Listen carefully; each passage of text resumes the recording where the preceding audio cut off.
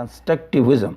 This rests basically on the belief that instead of pursuit of material interests, it is a nation's belief systems, historical, cultural, and social, that determine its foreign policy and political behavior.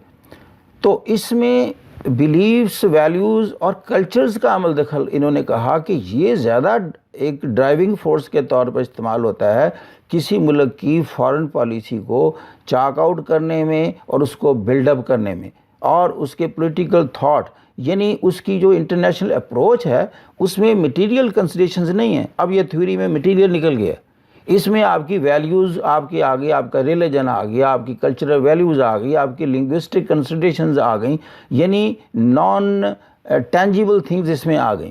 اور اس میں آپ نے دیکھا، تھوڑا سا پیچھے سے چلتے ہیں، کہ نٹشے کی ایک ڈاکٹرین ہے، ڈاکٹرین آف سپر مین. اب یہ جرمنی میں اس کا ایک امپیکٹ کریٹ ہوا کہ جرمن قوم ایک سپیریئر ریس کے موڈ میں چلی گئی اور ماسٹر ریس کہنا شروع کر دیا، خود کو پیور ایرینز کہنا شروع کر دیا، اور ماسٹر ریس یا پیور ایرینز یا سپر مین ہوتے ہوئے اپنا ایک رائٹ سمجھ لیا گیا کہ we have the right to rule in this European continent. There could be other reasons as well, دوسری ریزنز ہیں، سیکنڈ ورلڈ وار کی ہوئی ہے، فرسٹ ورلڈ وار کی، لیکن اس میں ایک ایلیمنٹ یہی سپیریئر ریس کا بھی کانسیپٹ ہے. اسی طرح آپ نے دیکھا کہ یہ نیشنلزم کی جو اسپرٹ ہے بعض اوقات لنگوسٹک ہوتی ہے، جیسے عرب لیگ بنی ہے، تو عرب لیگ بنی ہے، اس کے پیچھے لینگویج کا کانسیپٹ تھا کہ ایک لینگویج نے ان کو اکٹھا کیا. یا پھر آرگنائزیشن آف اسلامک کانفرنس بنی ہے تو اس کے پیچھے ایک ریلیجن تھا. اس کا مطلب کہ ریلیجیس کنسیڈریشنز اور آپ کی جو کلچرل ویلیوز ہیں اور آپ کی جو کوئی لنگوسٹک گراؤنڈز ہیں، ایون آپ کے جغرافیکل ہیبیٹیٹس ہیں، یہ بھی آپ کو کوہیزونیس میں لے کے جاتے ہیں اور آپ کو ایک بانڈ کی شکل دیتے ہیں. پھر آپ نے دیکھا کہ یہ جو کانسیپٹ اور تھیوری پیش ہوئی کلیش آف سویلائزیشن کی سیموئل پی ہنٹنگٹن کی طرف سے، اس کی بیس کیا تھی؟ اس نے کہا کہ جو سویلائزیشنز ہیں یہ بھی کلچرل فالٹ لائن پر اور ریلیجیس فالٹ لائن پر کٹھی ہوتی ہیں اور اس کے بعد یہ کلیش اور کنفرنٹیشن کر سکتی ہیں. تو گویا کہ جو سیمنٹنگ مٹیریل ہے، جو بائنڈنگ فورس ہے، وہ ادر دین دا مٹیریل جو انٹرسٹ ہے، اس کے علاوہ یہ لوگوں کو جنگوں پر بھی ابھارتی ہیں اور ان کا جنگ ہونے کا امکان ہے. جیسے اس نے کہا کہ ویسٹرن سویلائزیشن ہے that is likely to clash with the Islamic civilisation. اب اس کی جو گراؤنڈ اور بیس ہے وہ میٹیریل نہیں ہوگی بلکہ ڈفرینٹ ریلیجنز ہیں. اسی طریقے سے اس نے کہا جی western civilisation is like to clash with the orthodox civilisation. Then come the non state actors, کہ دنیا میں اسٹیٹس کے علاوہ اور بھی ادارے ہوتے ہیں جو کہ بڑا پولیٹیکل آج کل انفلوئنس رکھتے ہیں. اور اس وقت وہ کون سے ادارے ہیں نان اسٹیٹ ایکٹرز میں؟ جیسے ایمنسٹی انٹرنیشنل ہے.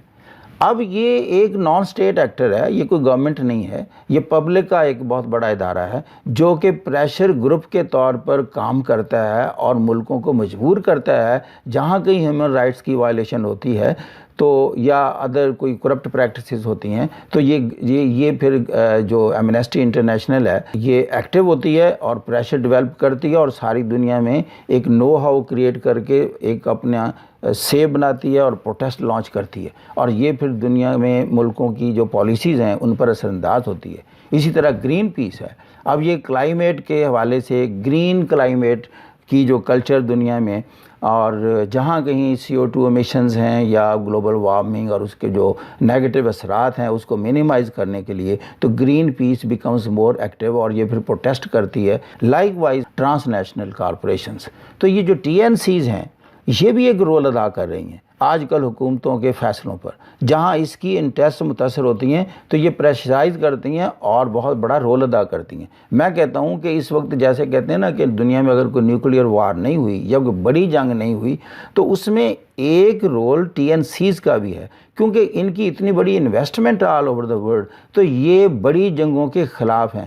صرف اس حد تک لمیٹڈ سکیل پر ممکن ہے یہ جنگیں کروا دیں جہاں ان کی اپنی انٹرسٹ ہو. پھر آپ نے دیکھا کہ یونائٹڈ نیشنز کی طرف سے جیسے پولینڈ میں کانفرنس ہوئی تو یہ بھی ایک عوام کا پریشر تھا، ورلڈ وائڈ پریشر تھا، انہی اداروں کا پریشر تھا کہ یو این او کو اپنا رول ادا کرنا پڑا، اور یو این او نے پولینڈ میں کانفرنس کی کہ دنیا میں CO2 امیشنز کو کس طرح منیمائز کیا جائے۔ یہ میں نے کچھ بیسکس بتانے تھے کہ کچھ اسٹوڈنٹس ایسے ہوتے ہیں جو کہ فرسٹ ٹائم IR کو آفر کر رہے ہیں، تو وہ ان تھیوریز کی حقیقت سے اتنا واقف نہیں ہوتے۔